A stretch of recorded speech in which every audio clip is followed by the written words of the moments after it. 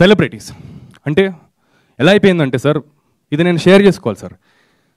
ఒక ఇండస్ట్రీలో కింద మీద పడుతూ వచ్చినా సరే నాలాంటి వాళ్ళు సెలబ్రిటీస్ ఏ బ్యాక్గ్రౌండ్ లేకుండా ఎందుకు వస్తారు సార్? సెలబ్రిటీస్కు అప్లికేషన్ మీద వస్తారు, లేకపోతే ఏమన్నా ఫ్రెండ్షిప్ మీద వస్తారు. సో ఇప్పుడు ఎలా అయిపోయిందంటే mind set, I want to address the mind set, not the celebrities or anything.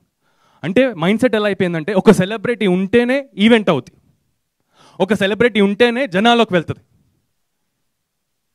ఏం మైండ్ సెట్ సార్ నాకుండేది? నేను వేరే వాళ్ళ గురించి కాదు నేను చెప్పేది, ఎవరికి చెప్పద్దు, సెలబ్రిటీస్ అందరూ ఉండేవాళ్ళు స్టేజ్ అంతా.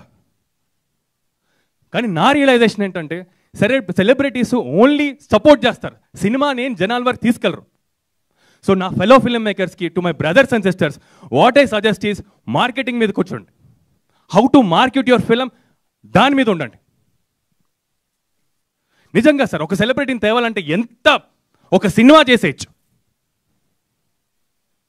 రారు సార్ సెలబ్రిటీస్, రారు, పిలిస్తే ఏం రారు.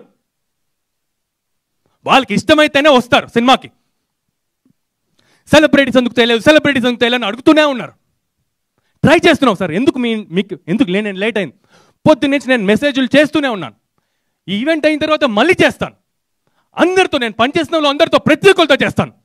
సార్ వచ్చి నాకు సపోర్ట్ చేయండి, ఈ సినిమాని చేయండి. హానెస్ట్గా చేశాను. ప్రాబ్లం నాకు అప్పుడప్పుడు అనిపిస్తుంది సార్, ప్రాబ్లం నేను హానెస్ట్గా చేయటం అనేది తప్పేమో అని. చేసుకుంటా వెళ్ళిపోవాల్సిందేమో, ఎవరికి చెప్పదు. తర్వాత టక టక టక టక క్లీషా ఫిలిమ్స్, మీడియోకర్ సినిమాలు, డైలాగ్స్తో డ్రివెన్ అయిన సినిమాలు చేసేయాల్సింది. లేదు, ఆడియన్స్కి ఏదన్నా మనం ఇంట్రెస్టింగ్గా చేద్దాం, ఏదో గొప్పగా చేద్దామని ప్రాబ్లం అనిపిస్తుంది. బట్ నేను చేస్తే స్టాండర్డ్గానే చేస్తా, లేకపోతే నేను చేయను సార్. సో చేయాలంటే ఈ సెలబ్రిటీస్కి ఇది sir. So what I want to say to my brothers and sisters and fellow film makers is, please me content మీద పెట్టండి, తర్వాత మార్కెటింగ్ మీద పెట్టండి. ఏమన్నా సెలబ్రిటీస్ కావాలి అంటే సెలబ్రిటీస్ మీద కాదు, మనం కూర్చోవాల్సింది డిస్ట్రిబ్యూటర్ మీద. డిస్ట్రిబ్యూటర్స్ మనం తీసుకెళ్లాల్సింది మన సినిమాని, వాళ్ళకి చూపెట్టండి, వాళ్ళు తీసుకెళ్తారు. డిస్ట్రిబ్యూటర్, ఎగ్జిబిటర్, మన సినిమాని తీసుకెళ్ళేది వీళ్ళిద్దరే. ఇప్పుడు ఎవరికైనా ఏమైనా కావాలంటే ప్లీజ్ నన్ను వచ్చి అడగండి, fellow film makers. Third point sir,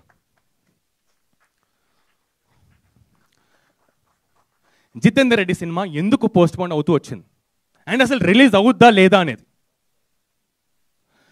sir Jitender Reddy cinema అసలు నేను ఎందుకు చేశానంటే, సరే స్టోరీ బాగుంది, ఓకే, చాలామంది అంటున్నారు జితేందర్ రెడ్డి గారు పెద్ద ఫ్రీడమ్ ఫైటర్, ప్రజల కోసం ఫైట్ చేశారు, పేదోళ్ళ కోసం ఫైట్ చేశారు, ఒక ఐడియాలజీ కోసం ఫైట్ చేశారు.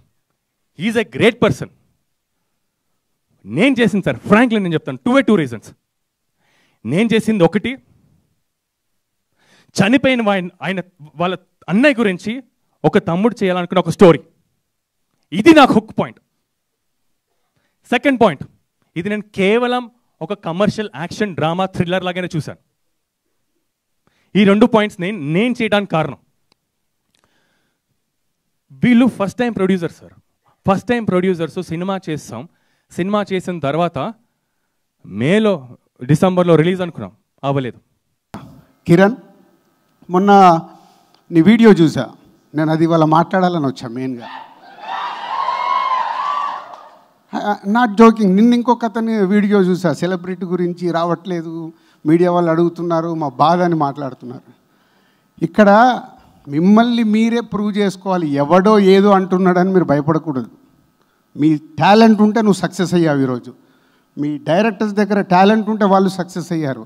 ఇక్కడ ఓన్లీ టాలెంట్, ఎవరిని ఎవడు సపోర్ట్ చెయ్యడు.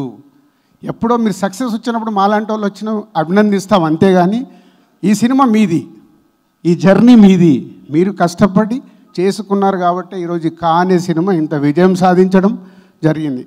ట్రోల్స్ మాట్లాడావు, ఒకప్పుడు మీకు అందరు గుర్తుందో లేదో, 40-50 ఇయర్స్ క్రితము పల్లెటూర్లలో ఉండేవాళ్ళు ఖాళీగా ఉండి మాట్లాడుకునేవాళ్ళు.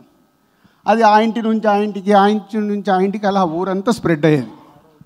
వాళ్ళ అదృష్టవంతులు, సోషల్ మీడియా ఆ రోజు లేదు కాబట్టి ఆ ఊర్లో ఆగిపోయింది. ఈరోజు సోషల్ మీడియాలో ఉన్నాం కాబట్టి అదే ఇప్పుడు జరుగుతుంది అంతే. అప్పుడు ఆ ఊరు మట్టుకే ఉండేది, ఇప్పుడు ప్రపంచానికి వెళ్తుంది. దానివల్ల నీకేం జరగదు, నీ సక్సెస్ మాట్లాడాలి.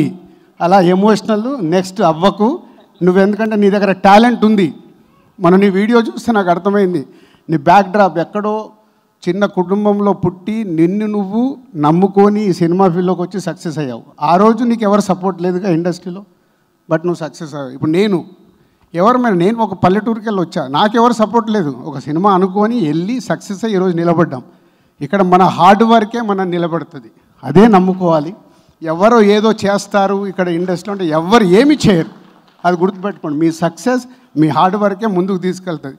ఎప్పుడు కామెంట్లు చేస్తుంటారు, వెనకకు లాగేస్తున్నారు, మాకు సపోర్ట్ చేయట్లేదు, మాకు అది. ఎవరు సపోర్ట్ చేయరు ఇక్కడ, ఎవరు వెనకకు కూడా లాగరు.